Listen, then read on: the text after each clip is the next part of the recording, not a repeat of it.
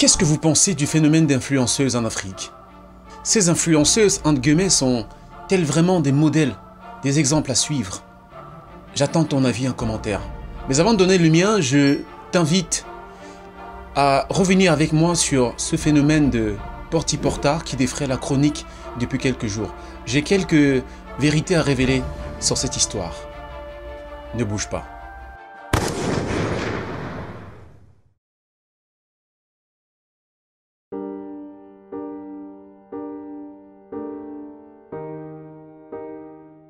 Plusieurs témoignages font état de ce que les influenceuses africaines, et même d'autres continents, mais ce sont les africaines qui m'intéressent parce que ici on parle davantage de l'Afrique, se livrent à des pratiques sexuelles peu orthodoxes.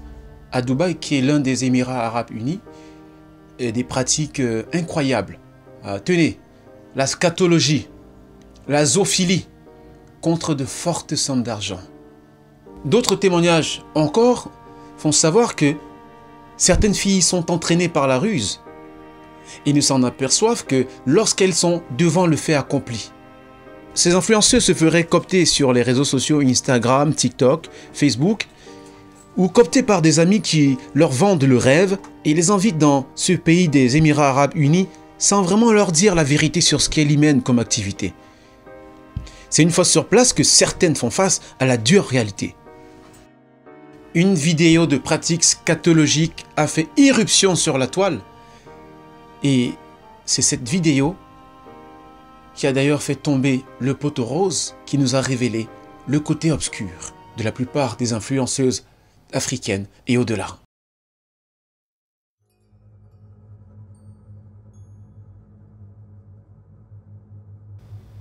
Depuis l'avènement des réseaux sociaux en Afrique, il y a un nouveau phénomène qui est né. Le phénomène des influenceuses. Elles ont l'air toujours heureuses, toujours tirées à quatre épingles. Elles ont l'air de n'avoir aucun problème dans leur vie. Et elles vendent le rêve. Elles vendent la chimère à nos jeunes sœurs qui veulent s'identifier à elles, qui veulent mener comme elles une vie de luxe, une vie loin des problèmes, loin des difficultés. Le problème, c'est qu'on ne sait pas exactement la plupart du temps quelles activités elles mènent réellement. Quelles sont les sources de leurs revenus? Elles ne les évoquent jamais, mais se contentent de vendre le rêve à nos jeunes sœurs. De leur faire savoir qu'elles peuvent comme ça, par un coup de baguette magique, devenir multimillionnaires, devenir milliardaires. Et nos jeunes sœurs se prennent à rêver, à bâiller aux corneilles, à rêver des gratte-ciel de Dubaï, de Burj Khalifa, de ces grands restaurants, de ces grands hôtels, parce que les influenceuses leur mettent dans la tête que la vie est facile, qu'on peut avoir tout ce qu'on veut, sans jamais dire comment y arriver. Il y a une expression qui est très connue en Afrique, genre cherchant de l'argent, cherchant de l'argent. J'ai rien contre, moi-même j'en cherche, jour et nuit, je travaille jour et nuit. Mais sauf que dans cette expression, il y a quelque chose d'ambigu. Parce qu'avec l'entendement de la jeunesse actuelle, dans le cherchant l'argent, elle va comprendre qu'il faut l'avoir à tout prix et à tous les prix. Qu'il faut l'avoir vaille que vaille. Même s'il faut faire des choses contre nature pour l'avoir. Et cette communication sur l'argent entraîne notre jeunesse à la dérive. Pourquoi? Parce que l'argent, c'est une valeur. Mais l'argent n'est pas une fin en soi. L'argent est un outil. L'argent est un moyen et pas une fin. Sauf que dans le discours, on donne l'impression que l'argent, c'est une valeur au-dessus de tout. Qu'il n'y a rien au-dessus de l'argent. Et c'est à cause de ce discours ambigu autour de l'argent que nos jeunes sœurs sont prêtes à tout. Pour avoir de l'argent, quitte à sacrifier leur dignité. Dernièrement, il y a une audio qui circulait d'un jeune homme, je crois de 23 ans, qui cherchait comment entrer dans les sociétés secrètes, d'échanger sa mère dans des pratiques sorcières contre de l'argent. Un jeune homme de 22-23 ans par là. C'est à cause du discours ambigu qu'on tient autour de l'argent en Afrique.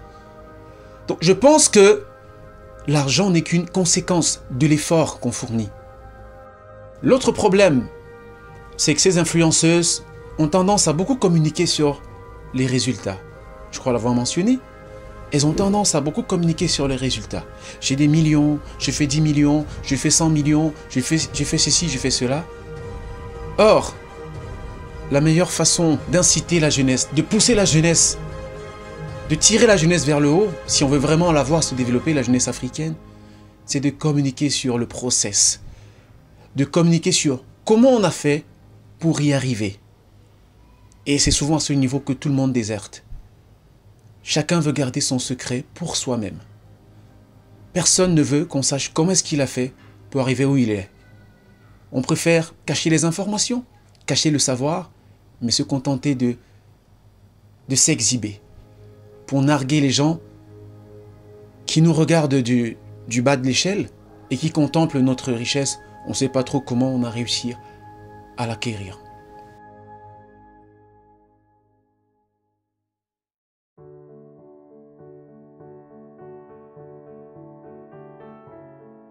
C'est vrai qu'on a tous des modèles. C'est vrai qu'on est ce qu'on est que parce qu'on a des références. Parce qu'on a un enseignant à qui on voulait ressembler. On a un papa qui nous inspirait. On a des mentors qui nous inspirent encore. Même les hommes les plus sages. Je n'en veux pour preuve que Platon, qui est l'un des plus grands philosophes de tous les temps, mais qui était quand même le disciple de Socrate. On ne peut pas réussir tout seul. On a toujours quelqu'un qui nous influence. On a toujours quelqu'un qui nous inspire. Mais c'est vrai jusqu'à ce que l'on commence à s'inspirer des mauvais modèles. Des gens qui vivent dans le mensonge. Et ceux qui vivent dans le mensonge aujourd'hui sont pour la plupart les influenceurs sur la toile. Et pour revenir sur ce mot qui est galvaudé et mangé à toutes les sauces, influenceur, influenceuse, est-ce vraiment de l'influence? Parce qu'à la fin de la journée, il faut bien se demander qu'est-ce qu'on influence? Qui est-ce qu'on influence? À la fin de la journée, il faut bien se poser la question sur l'impact de l'influence qu'on croit avoir sur les autres. Est-ce que cet impact est positif ou négatif? Beaucoup d'influenceuses africaines aujourd'hui ont un impact plus que négatif sur l'éducation des jeunes. Et ça nous ramène justement à la question des modèles. Qui sont vos modèles? Qui sont vos modèles? Parce que chacun débarque sur la toile avec ses folies. Chacun débarque sur la toile avec ses douleurs. Chacun débarque sur la toile avec ses démons. Et les conseils qu'ils vous donnent sont toujours un peu le résultat de leurs expériences passées, qu'ils essaient de généraliser et d'universaliser. Est-ce que la réalité de l'influenceuse qui te déroute est ta propre réalité? Est-ce que vous avez les mêmes expériences? Est-ce que vous avez les mêmes histoires? Pourquoi troquer tes valeurs contre les conseils de quelqu'un que tu ne connais pas? Est-ce que tu te poses seulement la question de savoir quel est le passé de la personne? C'est pourquoi tu dois avoir des modèles qui te tirent vers le haut. Des modèles qui t'inspirent. Mais tu dois surtout avoir tes propres principes et tes propres valeurs. Et ces principes et ces valeurs sont façonnés dans des cercles qui sont bien connus. Plutôt que de te laisser manipuler par quelqu'un que tu ne connais ni d'Adam ni d'Ève, dont tu ne connais pas l'origine, tu ne connais pas l'histoire, tu ne connais pas le passé, et qui commence à te pousser à avoir un certain comportement, à avoir une certaine vision de la vie. Il faut toujours te rappeler de l'endroit d'où tu viens. Ça pourrait être ton village, ça pourrait être ta famille, ça pourrait être ton père, ça pourrait être, je sais pas moi, tes croyances, ta spiritualité. Avant de prendre pour argent comptant les conseils d'un influenceur, entre guillemets, sur les réseaux sociaux, demande-toi si ces conseils de cet influenceur sont en phase avec tes valeurs, avec tes convictions profondes. Et les convictions et nos valeurs sont fondées sur nos croyances, sont fondées sur notre éducation, sont fondées sur les lois de notre société. Avant de laisser un influenceur te perdre, il faut toujours te demander quelles sont mes propres valeurs, quelles sont mes propres convictions, quels sont mes propres principes. Nous sommes à une époque où tout le monde pense par procuration, agit par procuration. Parce que tel a dit que je me comporte comme ça, eh bien je m'y mets. En contradiction totale avec l'éducation qu'on a reçue depuis le cercle familial. Parce qu'on croit que les influenceurs d'aujourd'hui disent des choses qu'on n'a jamais entendues, sont meilleures conseillères que nos mères, que nos pasteurs, nos prêtres, nos aînés, nos parents. Je ne sais pas. Qu'est-ce qu'une influenceuse peut dire de plus que ta mère? Quel conseil extraordinaire peut-elle te donner de plus que le conseil que ta mère t'a donné? Tu ne devrais pas laisser quelqu'un qui débarque sur la toile avec ses propres démons, avec ses propres folies, avec son éducation, avec son histoire, avec son expérience, changer tes convictions intimes, changer tes valeurs et tes principes. C'est pour ça qu'à la fin de la journée, il ne serait pas bon de se comparer aux autres. Parce que se comparer aux autres, c'est courir le risque d'avoir l'impression que tu es inférieur à la personne. Pourtant, on est tous à la fois grands et petits. On est tous à la fois grands et petits. Je m'explique. Lorsque tu te mesures à quelqu'un que tu estimes plus grand que toi, du coup, un sentiment d'infériorité naît en toi. Et lorsque tu te compares à quelqu'un que tu estimes inférieur à toi, un sentiment de supériorité jaillit en toi.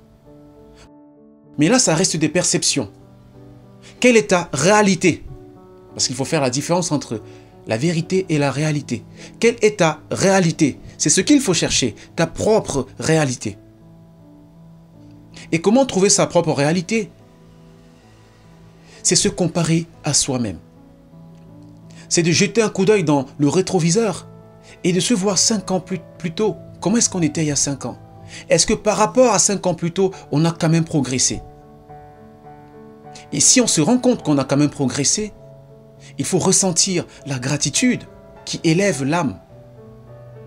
Parce que se comparer à quelqu'un, se comparer aux autres, n'élève pas l'âme.